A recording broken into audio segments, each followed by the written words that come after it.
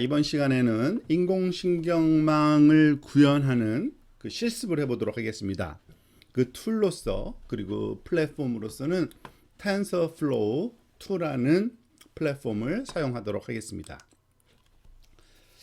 인공신경망을 구현할 수 있는 프로그래밍 언어 그리고 프로그래밍 방법들은 너무나도 많습니다. 하지만 최근에 들어 가장 많이 활용되고 있는 그리고 우리가 사용하기 가장 편리한 그러한 프로그램으로는 언어로는 파이썬을 들 수가 있습니다. 파이썬이라는 언어가 일종의 스크립트 언어이기 때문에 바로 한 줄 한 줄 타이핑하면서 그 결과를 볼 수 있을 뿐만 아니라 굉장히 쉬운 언어로서 여러분들이 많이 여러 군데에서 활용되고 있는 것을 알고 있을 겁니다. 그런데 파이썬 자체만으로는 또 부족하고요. 왜냐하면은 파이썬은 기본적인 일반적인 언어이지만 여러 분야마다 활용되기 쉽도록 많은 모듈 또는 패키지들이 개발되어 있습니다. 즉 선형대수 하기 쉬운 numpy라든지 또는 그래픽한 것을 도와주는 matplotlib이라든지 등등 굉장히 많은 패키지들이 있는데요. 파이썬과 함께 그런 패키지를 추가적으로 설치해서 활용을 해야 됩니다. 근데 그런 것이 굉장히 번거롭죠. 그래서 나온 또 다른 플랫폼이 하나 더 있는데 아나콘다라는 플랫폼이 있습니다. 아나콘다라는 그 시스템은 그러니까 파이썬을 기초해서 파이썬에서 사용되는 추가적인 모듈들을 한꺼번에 그리고 우리가 또 바로 다음에 소개할 주피터 노트북이라는 파이썬 개발 환경도 제공을 해줍니다. 그러니까 통합적인 그러한 개발 환경으로서 아나콘다를 사용하는 것이 가장 바람직합니다. 아나콘다를 설치하는 것도 별로 이렇게 어렵지도 않고요. 그걸 실행을 시키면 되는데 그러면 파이썬뿐만 아니라 파이썬을 머신러닝에서 활용하기 위한 많은 모듈 또는 패키지가 함께 깔립니다. 그리고 무엇보다도 ID의 대표적인 즉 머신러닝 ID의 통합 개발 환경의 대표적인 툴인 주피터 노트북이라는 것이 한꺼번에 같이 설치가 돼서 이걸 활용하기 쉽게 만들어줍니다. 이 주피터 노트북은 우리가 설치해서 이제 사용을 해볼 거고요. 본 과정에서 인공지능 신경망을 개발하는데 이 주피터 노트북을 쓸 겁니다. 이 주피터 노트북은 보통 자기 로컬 컴퓨터에 설치해서 활용을 하는데요. 인터넷상에서 온라인상에서 더군다나 클라우드 컴퓨팅으로 이 주피터 노트북을 쓰도록 허용해주는 서비스들이 많이 존재합니다. 그 중에 대표적인 게 하나가 구글에서 제공하는 코랩이라는 이런 아이콘으로 표시되는 서비스가 있습니다. 역시 주피터 노트북하고 똑같은 기능인데 추가적으로 좀 더 외향을 조금 다르게 좀 바꿔놨는데 기본적인 기능과 그러한 사용 방법은 똑같습니다. 그래서 주피터 노트북 사용하는 방법과 아울러서 코랩을 쓰는 방법도 살펴볼 거고요. 특히 뉴럴 네트워크를 프로그래밍 하는 데 있어서 굉장히 다양한 플랫폼이 존재하는데 가장 최근 아마 2019년 10월에 출시된 걸로 알고 있는데요. TensorFlow 2라는 게 있습니다. 그리고 TensorFlow 2를 감싸고 있는 좀 더 고급 API인 케라스라는 게 있는데요. 이 케라스 환경에 TensorFlow 2.0을 쓰면 굉장히 뉴럴 네트워크의 코딩이 그리고 구현이 쉬워집니다. 그래서 이 내용을 기반으로 해서 우리가 실습을 한번 해보도록 하겠습니다. 파이썬과 아나콘다는 앞에서 설명된 것처럼 파이썬이라는 언어를 쓸 거는 알고 계셔야 되고요. 파이썬은 가장 파퓰러한 요즘 랭귀지 중에 하나인 거는 여러분이 알고 있으면 좋고요. 이 다양한 패키지들 특히 머신러닝과 관련된 패키지를 아나콘다가 한꺼번에 지원해 주니까 우리가 이것을 활용할 겁니다. 자, 아나콘다를 활용하기 위해서는 설치가 먼저 되어야 되는데요. 굉장히 단순합니다. 이 과정에서 직접 설치를 해보지는 않겠습니다만 여기 설명되어 있는 대로 하시면 가능하면 그 크롬 브라우저를 여러분들 그 사용하시기를 권장드립니다. 이 아나콘다뿐만 아니라 이 콜앱이라든지 여러 그 구글에서 지원하는 그 서비스를 그 전혀 문제 없이 활용하기 위해서는 아마 크롬 브라우저 쓰는 걸 좀 더 그 여러분들 권장드리고요. 아나콘다는 이 사이트에 방문하시면 됩니다. 링크를 따라 들어가시면 그 안에서 이 다운로드라는 버튼이 우측 상단에 존재할 거고요. 그 다운로드를 할 때 파이썬 3.7 버전과 2. 몇 버전이 또 있을 겁니다. 그렇지만은 이제 더 이상 파이썬 2. 버전은 이제 지원이 안 되는 관계로 앞으로 3. 버전을 꼭 사용하시기 바랍니다. 그래서 파이썬 3.7 버전의 아나콘다를 설치하시고요.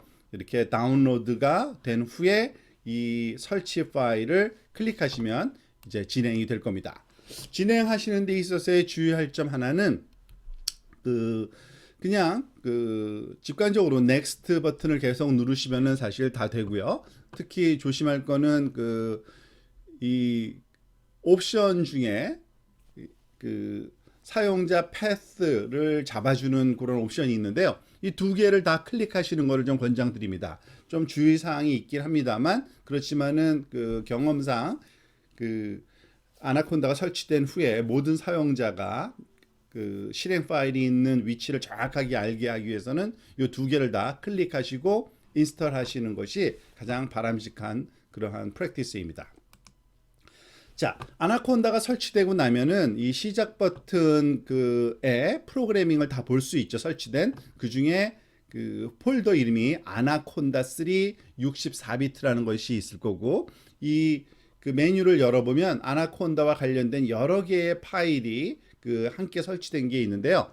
그 중에 우리가 그 파워쉘 프롬프트라는 뭐 그냥 프롬프트도 괜찮은데요. 파워쉘 프롬프트가 좀 더 쓰기 편리하더라고요. 근데 그거를 그 실행시키기에 앞서서 그걸 오른쪽 마우스 버튼을 누르시면은 그냥 실행시키는 것이 아니라 몇 가지 옵션이 있죠. 관리자로 실행하는 걸 권장합니다. 그래서 관리자로 실행하시면 이 검은색 그 소위 커맨드 프롬프트가 이제 열리는데요. 이 프롬프트 상에서는 그 소위 텍스트 타입의 그 소위 시스템을 우리가 설치나 또는 상태를 살펴보는 그러한 그 창이 열리는 겁니다. 그래서 여기에서 이것이 그러니까 관리자로 여는 게 중요하고요. 왜냐하면은 모든 패스가 제대로 잡혀야 되기 때문에 이와 같은 프롬프트가 나오면 한 4가지 정도를 여러분들이 실행시키는 것이 가장 안전합니다. 왜냐하면 그 아나콘다를 처음에 설치했을 때 그 다운로드 받은 게 가장 최신의 아나콘다 버전이 아닐 수가 있기 때문에 좀 업데이트가 필요하고요. 그 두 과정이 콘다 업데이트 -n 베이스 콘다 그리고 뭐 엔터 쳐주시면 되고요. 그 다음에 콘다 업데이트 이건 하이픈 2개입니다. 올 앞에 하이픈 2개 하고 올 하면은 또 실행이 됩니다. 역시 엔터 치시면 그 실행이 될 겁니다. 자, 그리고 또 중요한 거는 머신러닝에서 우리가 그 사용하고자 하는 플랫폼이 텐서플로우 그 모듈을 쓸 거거든요. 그러니까 콘다 인스톨 텐서플로우를 반드시 실행시켜야 됩니다. 그러면은 모든 설치는 완료된 거고요. 그 다음에 그 주피터 노트북이라는 거를 이제 실행시켜야 되는데 주피터 노트북을 실행시키는 방법은 이 그 관리자 프롬프트 상에서 주피터 한 칸 띄고 노트북 이렇게 해도 돼요. 똑같이 여기 그 메뉴에 보면은 주피터 노트북 아나콘다 3라는 거 있죠. 요거를 클릭해도 됩니다. 동일합니다. 그래서 동일하게 그 주피터 노트북이 그 실행이 될 텐데 둘 중에 어떤 방법이든지 간에 실행된 결과를 한번 살펴보도록 하겠습니다. 저도 제 컴퓨터에서 한번 실행을 일단은 시켜보도록 하겠습니다.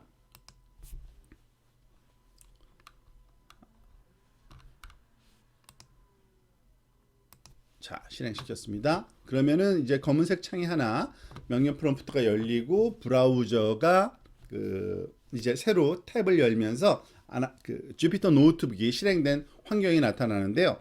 요 크기가 좀 틀린 관계로 제가 크기를 좀 조절하도록 하겠습니다.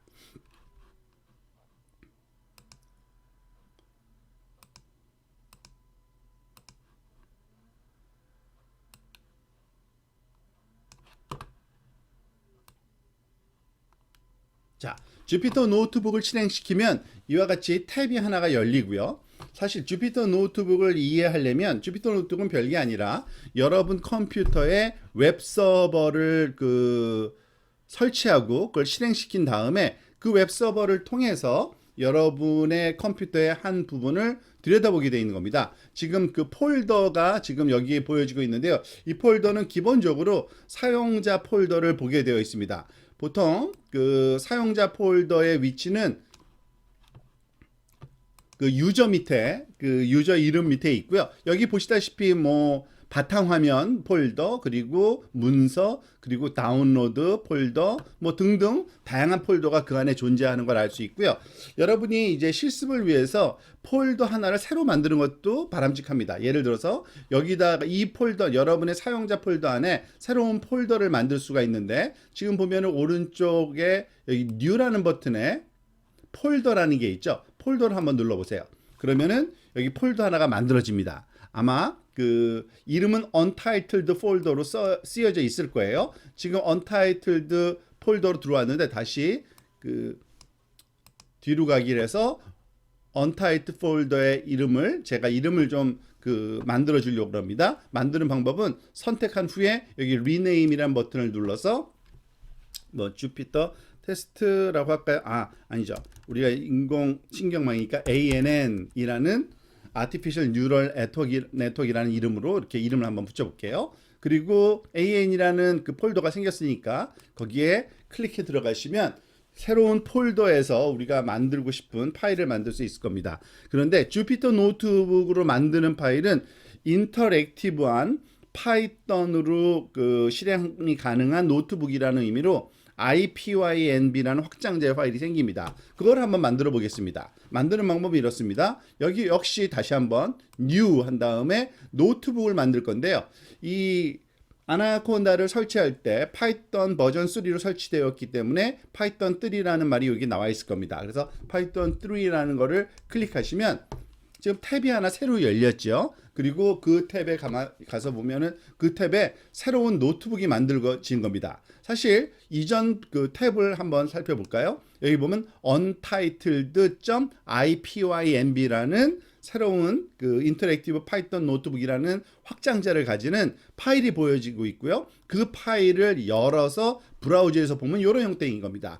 사실은 이거는 두 가지를 여기다 담을 수 있습니다. 도큐멘트와 그리고 코드를 다 담을 수 있습니다. 지금 제목이 없으니까 조금 어색한데 여기다가 제목을 한번 제가 제대로 고쳐 넣어 볼게요. 그러니까 파일 이름을 바꾸는 겁니다. 테스트 하는 거니까요. 그냥 first test라고 한번 이렇게 이름을 한번 붙여볼까요? first test, 그 다음에 rename 해보면 여기 first test라는 말이 쓰였고요. 여기 다시 가서 보면은 first test.ipynb라는 소위 주피터 노트북이 하나 생긴 겁니다. 이걸 주피터 노트북이라고 불러요. 이 주피터 노트북에서 할 수 있는 거는 예를 들어서 그 코드나 마크다운 몇 가지 추가적인 내용이 있는데 나머지들은 별로 활용이 중요하진 않고요. 두 가지 중에 한 가지를 사용한다고 보시면 됩니다. 지금 보면은 디폴트로 이렇게 파란색 바가 있는 그리고 어떤 내용을 칠 수 있는데요. 이걸 셀이라고 부릅니다. 셀. 여기 보면 셀이라고 있죠. 요 하나의 셀 안에 우리가 컴퓨터 프로그램을 넣을 수도 있고 문서를 넣을 수도 있어요.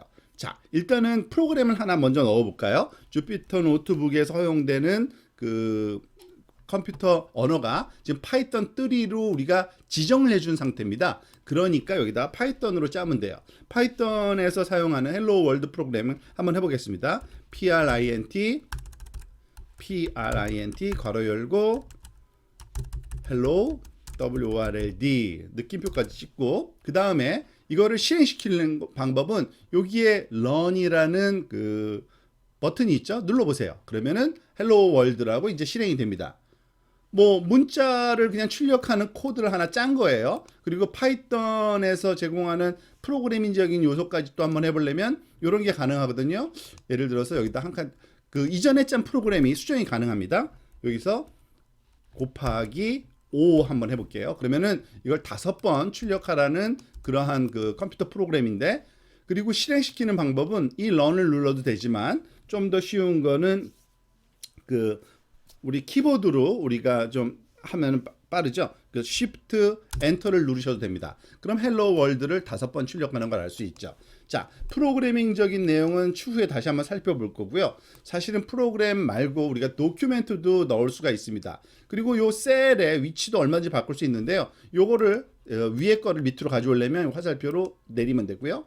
자, 이 부분에 첫 번째 셀과 두 번째 셀이 있는데 첫 번째 셀에다가 이제 문서를 한번 넣어 봅시다. 그러려면은 이 코드가 아니라 이 타입이 마크다운이라는 거를 사용해야 됩니다. 이 마크다운은 그냥 텍스트를 입력하는 겁니다.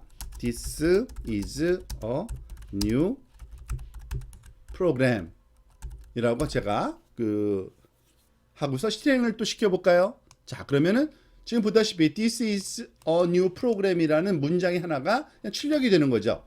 즉 마크다운이라는 거는 텍스트를 넣는 거고요. 그리고 코드일 경우에는 파이썬 코드가 실행되는 겁니다. 근데 생각보다 간단해 보이지만 마크다운으로 할 수 있는 일이 굉장히 많습니다. 그 내용을 우리가 좀 먼저 한번 살펴보도록 하겠습니다.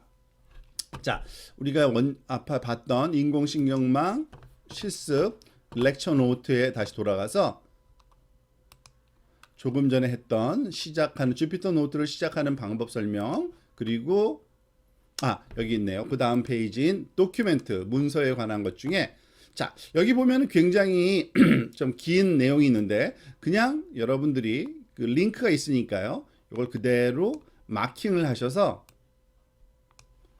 다시 한번요. 요거를 그대로 마킹을 하시고 컨트롤 C 카피한 다음에 다시 여기에 가서 그 모든 셀은 에디팅이 수정이 가능합니다. 그래서 여기에 돌아가서 선택해서 컨트롤 V 제가 붙여넣기를 했습니다. 자, 그러면 지금 굉장히 뭔가 복잡한 게 들어갔는데요. 그것이 뭔지 의미를 좀 한번 여러분들한테 설명드리려고 합니다. 자, 실행을 한번 시켜보겠습니다.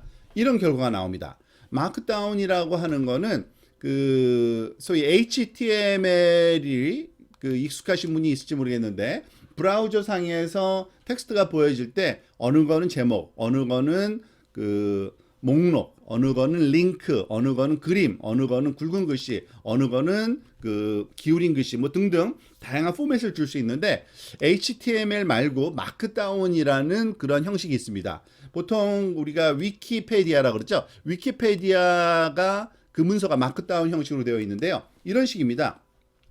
앞에 파운드 사인 기호, 이런 샵 기호라고 하죠. 이거를 넣으면은 제일 큰 제목이 됩니다. 헤딩 1이라는 제가 이름을 써볼게요. 자, 그러면은 제일 굵은 글씨로 제일 큰 글씨로 쓰여져요. 그렇지만은 만약에 이렇게 샵 기호를 2개를 붙이면 그것보다 작은 크기의 제목이 되고요. 마찬가지로 또 계속해서 한번 6개까지 될 거예요. 아마 3개까지 붙이면 This is a level 3 heading. 자, 되는지 한번 해볼까요? 자, 확실히 작아지네요. 그죠? 그래서 점점 작아져서 굉장히 다양한 제목을 줄 수 있다는 거를 우리한테 알 수 있게 해주고요. 그리고 텍스트를 입력하면 그냥 텍스트처럼 보입니다. 그런데 때때로 우리가 굵은 글씨로 쓰고 싶을 때가 있죠. 그럴 때는 앞과 뒤에 이 별표 에스터리스크 기호를 2개씩 붙여주면 이와 같이 굵은 글씨로 볼드가 나오고요. 밑줄 2개도 마찬가지입니다. 앞에 언더스코어 2줄과 바로 끝날 때 언더스코어 2줄을 쓰면 되고요. 이탈릭체로 쓰고 싶으면은 이렇게 별표를 하나만 붙이면 이탈릭체, 또는 밑줄 하나만 하면은 이탈릭체가 되는 거를 할 수 있습니다. 자, 그리고 뭐 이게 한 단어뿐만 아니라 여러 단어, 여기서부터 여기까지 전체를 다 굵은 글씨로 하고 싶다 하면 돼요. 이렇게 여기서부터 여기까지. 그리고 요 항목 같은 경우에는 더블 클릭하면 언제든지 수정이 가능하고요. 이렇게 별표한 다음에 한 칸 띄고 내용을 집어넣으면 그게 말하자면 동그란 분릿 형태의 아이템 나타내는 심볼이 되는 거고요.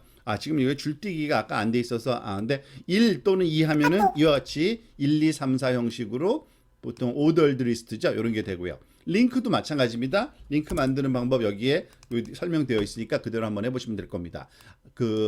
가로 큰 대가로를 한 다음에 이게 링크의 그 해당 문자열이고요. 그리고 링크를 눌렀을 때 이동할 그 사이트가 이렇게 예를 들어서 www.google.com 하면은 google.com으로 이동되는 그러한 링크가 만들어진 건데 실습을 해볼까요?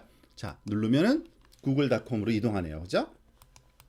그러니까 우리가 일반 HTML과 좀 비슷한데 좀 더 단순한 그리고 뭐 좀 더 편한 그러한 그 소위 도큐멘트 포맷을 주는 게 이 마크다운 그 텍스트 방식이라고 이해하시면 되겠습니다. 여기 좀 빠져 있는데 그림을 넣을 수가 있습니다. 사실은 그림 넣는 방법도 굉장히 그 직관적이에요. 여기 보면은 그 어떻게 돼 있나요? 그 가로가 있고 이 뒤에 그림이 있는데 그림이 있으려면은 그림이 있어야 되니까 이미지 하나 우리가 그 플라워 이미지를 하나 가져와 볼까요? 예를 들어서 뭐 꽃이 있는데 이것의 그 주소를 한번 가져와 볼게요. 링크 주소를 복사해서 여기다 한번 넣어 보겠습니다. 컨트롤 V 좀 기네요. 그런 다음에 보면은 뭔가 주소가 너무 길어서 조금 잘못된 것 같은데요. 다시 한번 좀 간단한 그 주소 한번 찾아볼게요. 감사합니다. 이미지 주소 복사를 다시 한번 해보고요.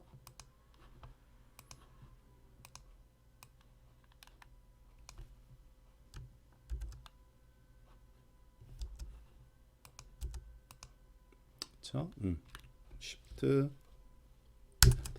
잘 나오네요. 그러니까 주소만 넣어도 이렇게 인터넷상에 있는 이미지를 가져다가 쓸 수 있다는 얘기입니다.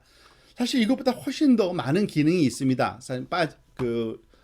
우리가 그 마크다운에 쓰는 방법 자체가 목적이 아니기 때문에 자세하게 설명을 지금 다 안 하고 있는데 이 그 주피터 노트북 상에서 그 소위 그 튜토리얼이 링크가 되어 있습니다. 여기 헬프에 가면은 여기 마크다운이라고 있죠. 눌러 보십시오. 그러면은 인터넷상에서 마크다운을 쓸 수 있는 그 설명이 되어 있는 부분이 있고요. 특히 이 링크 Basic Writing and Formatting Syntax 한번 클릭해 보시면 어떤 식으로 하면은 어떤 식으로 보이는가를 다 알 수 있게 해줍니다. 그렇죠? 그리고 다양한 이 텍스트 포맷이라든지 그 인용 부호라든지 등등이 있으니까 여러분들이 시간 내서 한번 이걸 살펴보시기 바랍니다. 그럼 굉장히 세련된 도큐멘트를 아주 쉽게 만들 수 있게 될 겁니다.